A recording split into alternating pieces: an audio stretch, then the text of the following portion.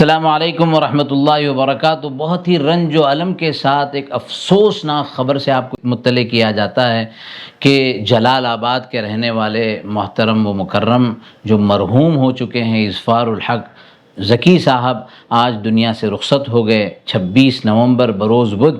یہ 85 سال سے زیادہ ان کی عمر تھی اور اپنی زندگی میں بہت بڑا کام کیا ہے۔ مسلم فنڈ نجیب آباد سے یہ ان کا سفر شروع ہوا اور 50 سال سے زیادہ یہ سفر رہا۔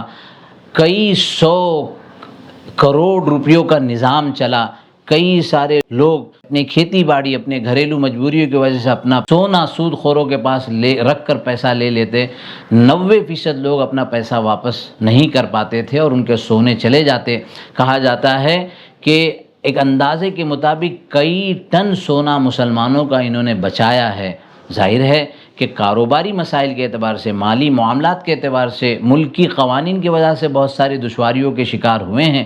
اس وقت ماشاءاللہ ان کے 600 سے زیادہ اسٹاف، 40 سے زیادہ برانچیں ہیں۔ ہم اللہ رب العالمین کی بارگاہ میں دعا کرتے ہیں اللہ تعالیٰ اظفار الحق ذکی صاحب مرحوم کی مغفرت فرمائیں، ان کی درجات کو بلند فرمائیں، جنت الفردوس میں اعلیٰ مقام عطا فرمائیں، کمیوں بیشیوں کو معاف فرمائیں، اور ان کے جو پسماندگان ہیں جس میں بیٹے بلال، ہلال اور غفران ہیں، اور تمام گھر والوں کو صبر جمیل عطا فرمائیں۔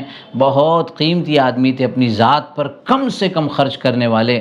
ابھی 4-5 سال پہلے بمبئی بذریعہ ٹرین آئے، میں نے کہا فلائٹ سے آتے، کہا کہ نہیں، میں تو ٹرین سے سفر کرنے میں عافیت سمجھتا ہوں کہ اس میں کم خرچ ہوتا ہے۔ تو میں قریب سے ان کو جانتا ہوں اور میں نے ان کو قریب سے دیکھا ہے۔ ہم سب دعا گو ہیں کہ اللہ تبارک و تعالی ان کی سیئات کو حسنات میں مبدل فرمائیں، کمیوں بیشیوں کو معاف فرمائیں اور جنت الفردوس عطا فرمائیں۔